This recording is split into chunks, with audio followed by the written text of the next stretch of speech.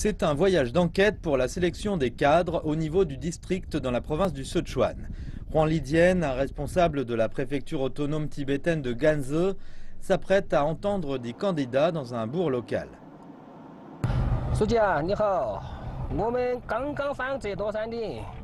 Monsieur le secrétaire, nous avons gravi le mont Zheduo et nous allons arriver. À bientôt.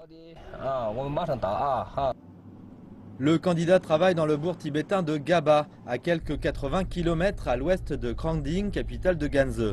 Avec moins de 2 ans d'expérience, sa qualification pour le rôle doit être établie avec prudence. Pour Huang et son équipe, l'éthique dans le processus est cruciale. Nous espérons que chacun d'entre vous sera responsable envers le parti et le candidat au poste de cadre et mènera une évaluation objective et juste. Les personnes interviewées doivent remplir un questionnaire anonyme couvrant divers aspects du candidat. C'est selon Huang la première étape dans la sélection des candidats. Après le passage en revue du candidat, M. Huang et son équipe procèdent à une autre inspection. Des entretiens en face à face sont aussi conduits. Huang dit que c'est la seule façon de comprendre le caractère et le style de travail du candidat.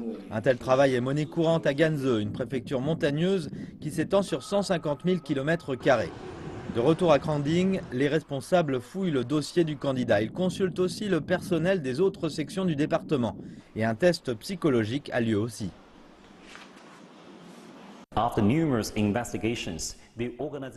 Après de nombreuses inspections, le département de l'organisation délivrera un rapport écrit pour délibération.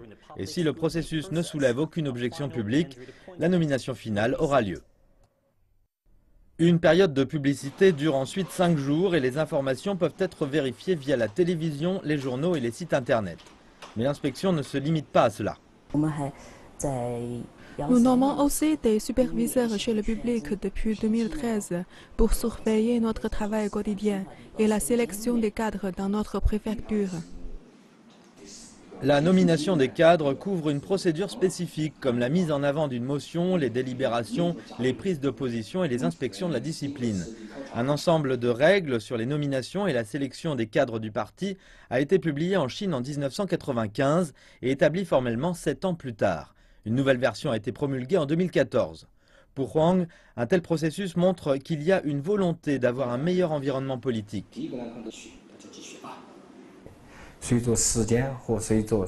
Notre pays a amélioré et fait de nouvelles ordonnances.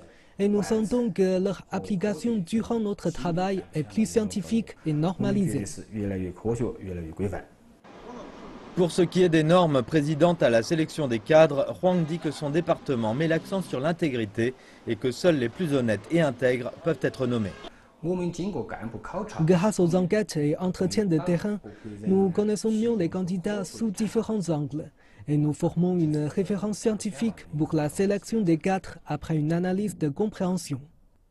La sélection et la nomination des cadres du parti dans des endroits isolés comme Ganzhou n'est pas simple et des règles plus strictes sont appliquées pour le bien des habitants, spécialement parmi les minorités ethniques.